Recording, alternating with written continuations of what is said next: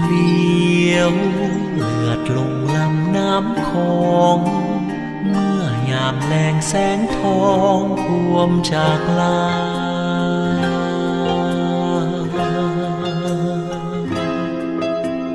เห็นหมู่นาวาล่องลอยคือคลื่นฟองพัดไวตามประสา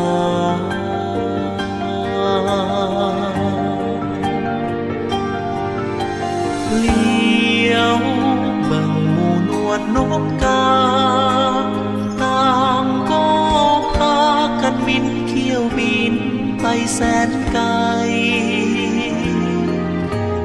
สาวจากเวียงวังสมงามอย่างเป็นแพลอกตามแคมหาทราย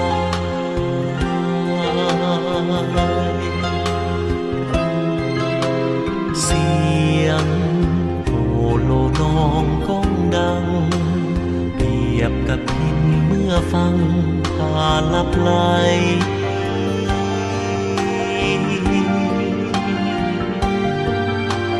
สา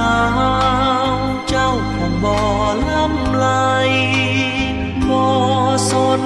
ใจว่ายังมีภัยเศร้าโศกา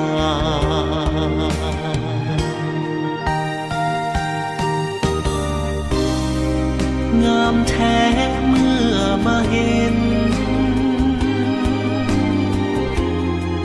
ยามเย็นซื่นอย่างนี้นภาหุ่งสดสีนาทีหลังงามตาหาหาหา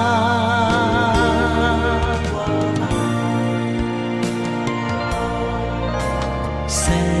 งจากสุรีค่อยเบาดังบอกเตือนให้เฮาคืนเคหา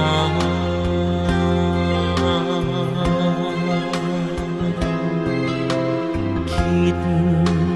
บ่อยากลาน้ำของอยากนั่งสมคืนฟองคู่มัดสา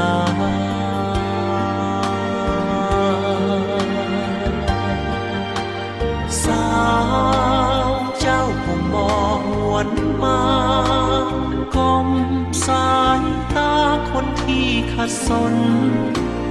ความหัก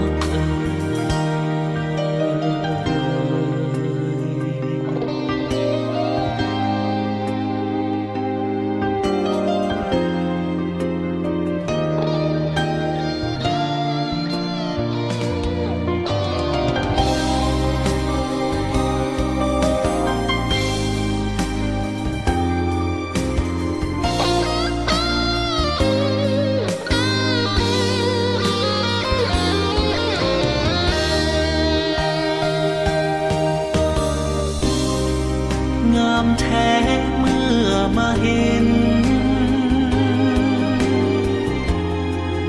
ยามเย็นซื่นอย่างนี้นภา